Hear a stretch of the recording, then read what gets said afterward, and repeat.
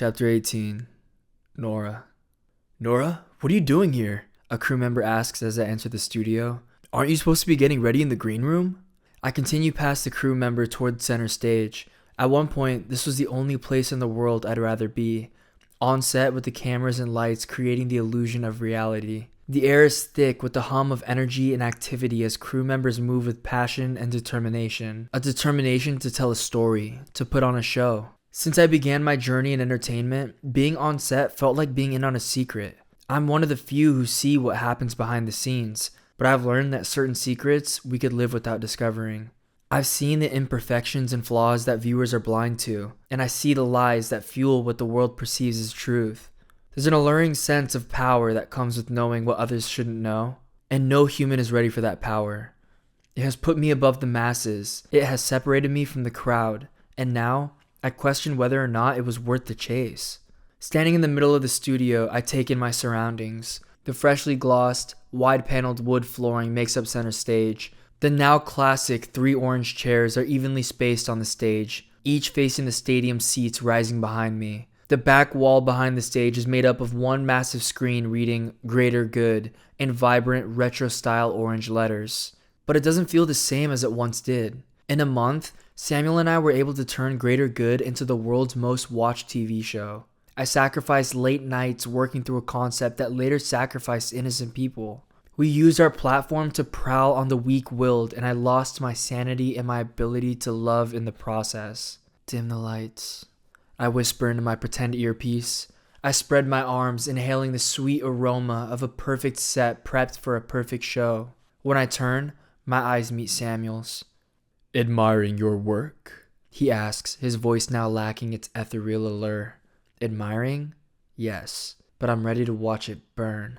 He steps beside me, analyzing my expression. You seem off. I notice you've kept your distance from me since your little display at the after-party last week. I'm fine, I lie. I was drunk that night, and I'm sure everyone knows it. I'll be alright to host tonight.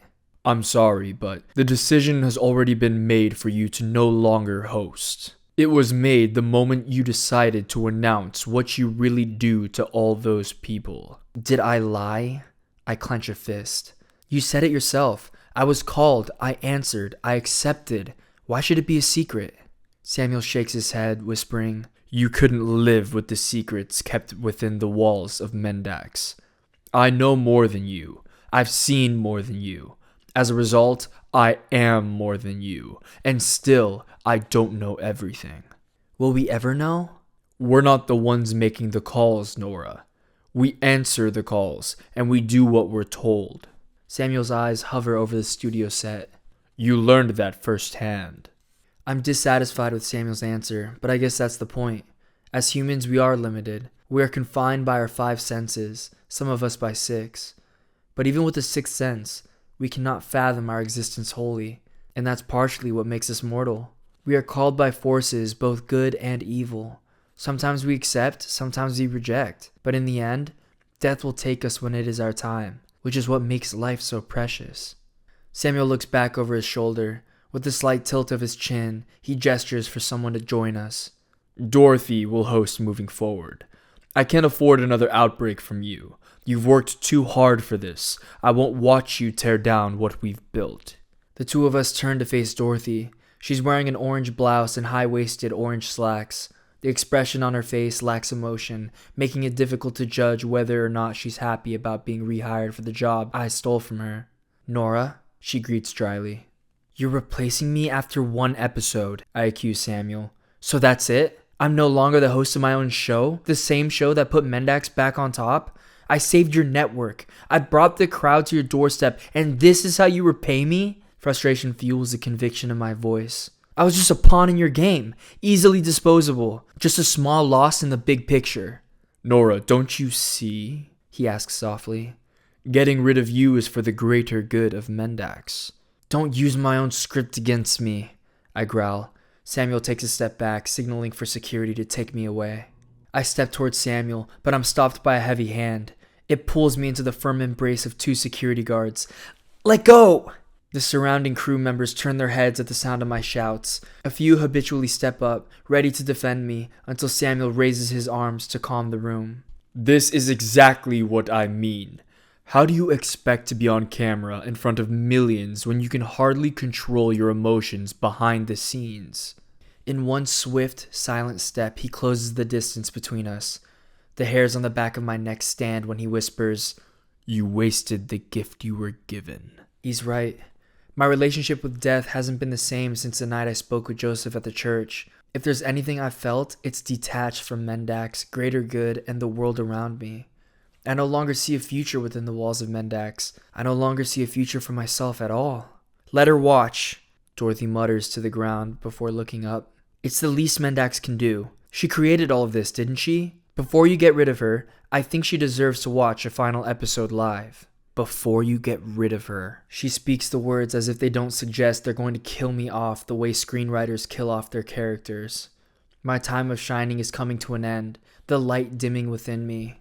I've let myself learn too much about what goes on within the walls of Mendax, and as a result, they won't let me out of this building alive. Once you sell your soul, you don't get to buy it back. Death held up its end of the bargain, and I didn't hold up mine. Death's presence seeps into the room, attaching itself to me in a way like never before. It's calm, peaceful, friendly. As Samuel ponders whether or not to let me watch, he follows Death's aura while it envelopes me in a warm embrace. It has claimed me for its own, making it obvious to the two of us that tonight will be my last. Samuel's black eyes meet mine, neither of us saying a word. We both receive the same message from Death, knowing it's here to take me when this episode ends. Samuel nods. "I'll allow it. You can watch from the control room with me." He checks his watch before pointing at security. "Escort her up there now. We're on the air in 20 minutes. I'm pushed toward the staircase separating the audience section. I look over my shoulder between security to see Dorothy watching me head up the stairs. With a cautious nod, I catch a glimpse of her sympathy toward me. I would warn her not to make the same mistake I made, but she already knows. Dorothy Meadows doesn't have my gift, which means she won't be cursed the way I've been cursed. As I stand in the corner of the control room, my gaze hovers over the wall of screens. It saddens me to realize that the once magnetic allure these screens held no longer exists. I once marveled at the power I possessed, dictating which angle was being broadcast to the public. I blended both art and science into a narrative I once found entertaining and, in some ways, enlightening. I want to hate myself for tainting the art I set out to create. I want to wallow in my loneliness as a punishment for pushing Ryan away. I want to escape my own mind, the same mind that poisoned millions of others. But death comforts me. Soon, none of it will matter anyway. Samuel sits comfortably in his chair, entertained by the fact that I've been deprived of what was supposed to be my legacy. His yellow-toothed grin spreads across his wrinkled face. He knows that, at one point, I would have killed to make a name for myself. I wonder if he realizes that I actually did kill to make a name for myself. And I wonder if he realizes that I'm not finished killing. After all, every impactful show must be brought to an impactful close, a finale that will leave its audience rising to their feet. So, as I stand here watching the show play out, I reflect on my performance and the lives it's impacted for the better and worse. I'm forced to consider that fame truly is temporary. As generations come to pass, the narratives told through entertainment will twist and turn. They will embody truth, they will embody lies. Above all, they will distract the crowd from the harsh realities of the world, but only for a short time. Eventually, the crowd will look away, and they will eventually forget what they once found entertaining. I watched Dorothy deliver her lines with such grace you wouldn't believe she's reading a prompter. Her charisma radiates through the screens, her presence and aura captured by the cameras. It's everything I always wanted for myself, and I will say that I enjoyed it for the short time I experienced it. And now, let's meet our first and only contestant. Dorothy delivers the line with poise and an undertone of reluctance. Please welcome NORA FICTUS to the stage. Samuel's grin dissolves as he frantically looks around the room. No, absolutely not. I will not let you make a martyr of yourself. The crew members lower their heads and security releases me, all aware of the episode Dorothy and I scripted behind Samuel's back. You don't have a choice, I say softly. This might be your network, but I run this show. The security guards grab Samuel by the arms and force him back into his chair. Get the fuck off me. You work for me, not her. Samuel's shouts fade as I step out of the control room. I see myself appear on the screen lining the wall behind the stage. With all cameras now pointed toward me, I slowly walk down the staircase into the stage. Eyes, chin, shoulders. Dorothy turns away, subtly wiping tears from her cheeks. The crowd is silent until a pair of hands claps. Another joins, then another and another. The claps become an applause, and by the time I'm halfway down the staircase, the applause becomes a standing ovation. As I near the stage, Death prepares to invite me into its comforting embrace. With Dorothy's hand muting her microphone, she whispers, "Are you sure about this?" I smile. Her lip quivers as she slips her hand into mine and holds it up. "NORA FICTUS, the creator of greater good." The crowd's roar engulfs me, a surge of energy manifesting under the spotlights pointed in my direction. White and orange lights dance over the entire set, my set. I catch glimpses of faces in the crowd, individual souls lost in the narrative I breathe life into. The crowd settles as I'm handed a microphone.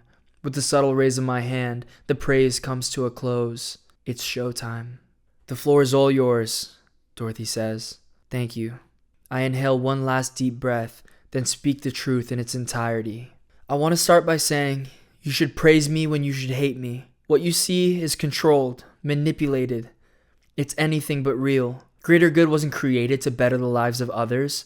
It was created to distract you from the truth. And the truth is, my eyes lock on the control room window behind the top row of the audience. If Samuel's watching from up there, I'm sure he sees me looking at him when I say, the truth is that Mendax is manipulating you into believing your lives aren't worth living. Because if you don't value your life or your mind, you become easier for them to control. And if they can control you, they can inject you with whatever narrative they want you to believe. I narrow my eyes at the nearest camera, the cameraman nodding for me to continue. Inside of your brain is a survival instinct. I refer to it as morbid curiosity. Mendax is taking advantage of this instinct. Once the morbid curiosity takes over, Mendax desensitizes you to death so that you can be tricked into devaluing your own life. I exhale. I gave death this platform. You watch my show when you should look away. The powerful people who work with Mendax behind the scenes will come after me before I leave this building, but I refuse to let Mendax take my life. I will die with the legacy I created. I will die with the broken, misled souls who died on this stage before me. When I raise my hands, the crowd erupts in applause. From crew members to the audience section, people cheer and shout my name. Their applause is deafening, bringing tears to my eyes. As the tears run down my cheeks, I smile and blow kisses in their direction. Here I come, Ryan. I set out for praise. I set out to befriend death, and here I am, having achieved both. It is not the way I intended, but it is finished. And this is my finale.